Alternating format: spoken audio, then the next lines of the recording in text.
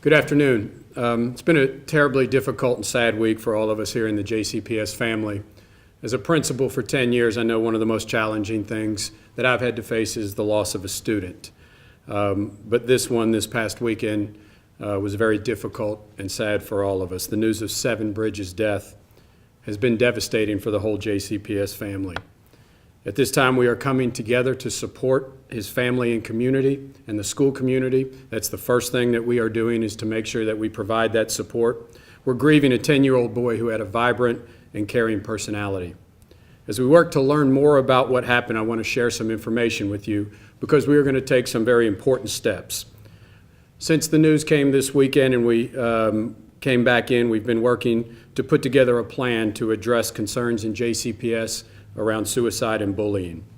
The district does have several measures in place to address these issues. We offer training to students, teachers, and community partners.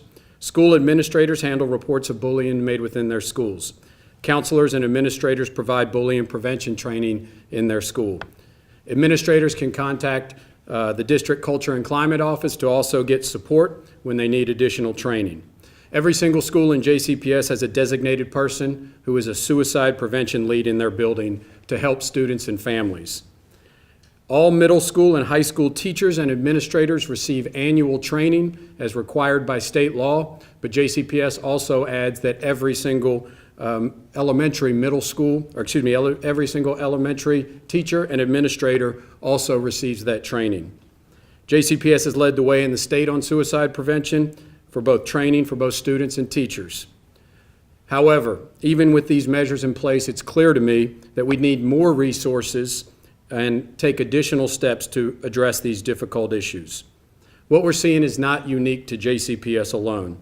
According to the Center for Disease Control, teen suicide is up nearly 70% in the past decade. Other districts around us are also seeing a rise. That's why we want to partner with other districts across the Commonwealth in this work. First, I am planning on JCPS hosting a summit on suicide prevention that will include additional mandatory training for all JCPS administrators. We plan to invite superintendents from all across the Commonwealth to help us and to work together to reduce this statewide and nationwide problem. I'm also proposing an increase in the number of staff members who review bullying complaints at central office.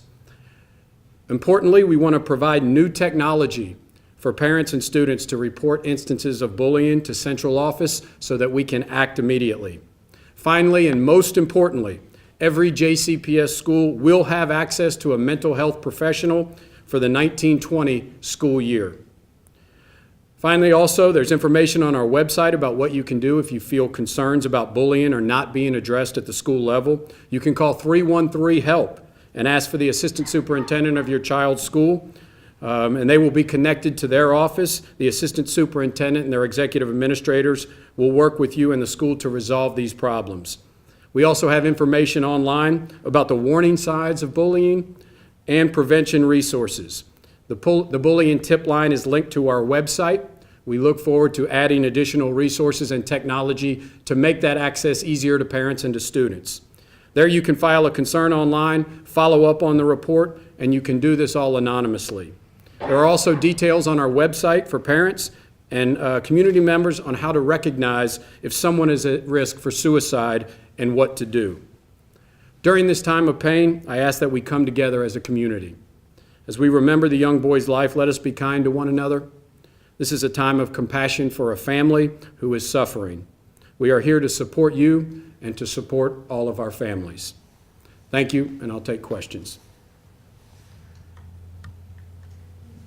Can you explain the process when someone does report bullying? What is the process of investigating? First of all, it goes to the school. If it is made to the school, we expect our school principal and assistant principals to act on that immediately. But when it is reported to central office then or through the TIP hotline and then our future technology, it goes to the assistant superintendent who will immediately dispatch. We have anti-bullying experts who will be dispatched to investigate the problem and take necessary action. How do you investigate? You talk to students? Or All involved. So go to the school, talk to administrators, teachers, the student, parents if needed. but talk to whoever is involved in order to make the right decision. Do you expect to have this summit? Have you already reached out to other school districts? We've begun that process. There has not been official requests at this point. We hope that they'll join in. I think when we talk about the power of superintendents from all across the state and organizations to support that, we want to be the host. Obviously, that's going to be a big event, and so we've got some work to do. But clearly, we want to do it as soon as possible. I'm going to be reaching out to Manicock in Fayette County. The two biggest districts can work together on this as well, because we just believe that when you look at the numbers across the state and across the nation, yes, it's a big problem for JCPS, but I think it's a statewide problem and a nationwide problem when you think of 70% increase in 10 years among teen suicide. It's a complex issue with many new factors involved in it, but I think it's important we all come together to really work to see how we can immediately reduce those numbers. His mother said that this incident really stemmed from a bullying incident that happened on a bus. Since this has happened, I know we've been receiving several videos of bus fights and a lot of parents questioning if JCPS school buses are safe. Do you think that they're safe? We'll investigate each and every one of those. I do. I think we've seen, that doesn't mean there's not problems that we need to address. We've seen a decline in bus referrals. But we want to address each and every issue, so we encourage parents, if they do believe that there's any instances of bullying on a bus, that they would contact us immediately at 313-HELP so that we can investigate that issue. Are there enough bus monitors? Does that seem to be an issue? We added 40 earlier in the year, but it's still a challenge for us to ensure that we find those bus monitors and make sure that they're on all of our buses. But our goal is to have as many as possible to support those buses. I have a 13-year-old daughter who rides a bus every day to and from school. And so, as a parent of a 13-year-old, this hits particularly close to home, especially a JCPS student who I say rides a bus.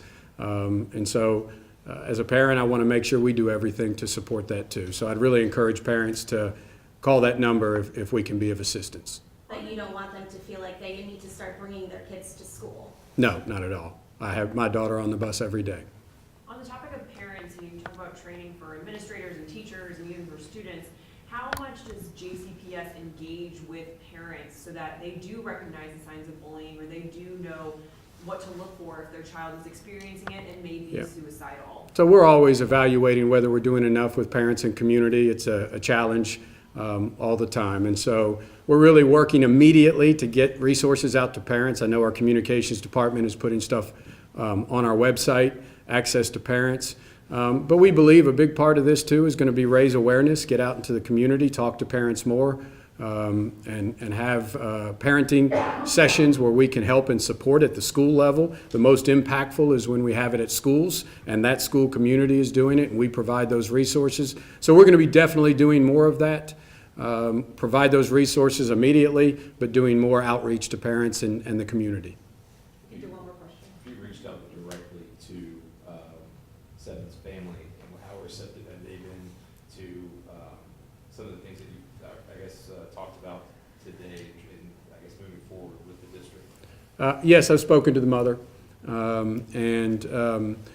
I'll leave most of that conversation between the two of us because it was a difficult one, as you can imagine.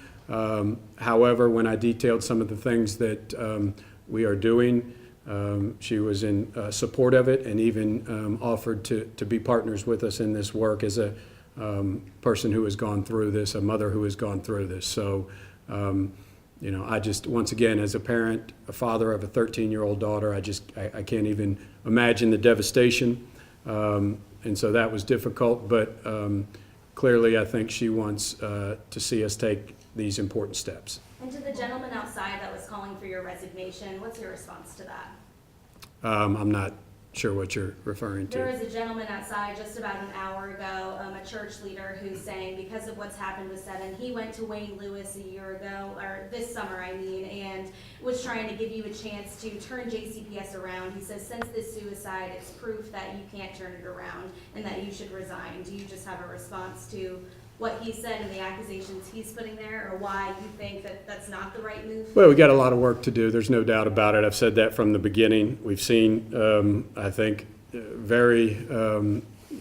think we've seen really good progress so far, but clearly this is something that we have to work on, and I'm going to continue to do that work. One more So, question here. yes. Are you concerned that it could become a cluster, given that it went from 3 last year to 8 this year? Is there concern that it might become a bigger problem? Always. I mean, there's no doubt about it, and that's why we've got to take quick action right now. I think we're seeing similar numbers in other districts of rises in suicides. I can't quote other districts, but I think other districts are seeing this too. So it's hard to get to the bottom of what causes it all the time. But without a doubt, any teen suicide is a concern for us, and we're taking action to address that. Thank you, guys. Great. Thank you all. So much.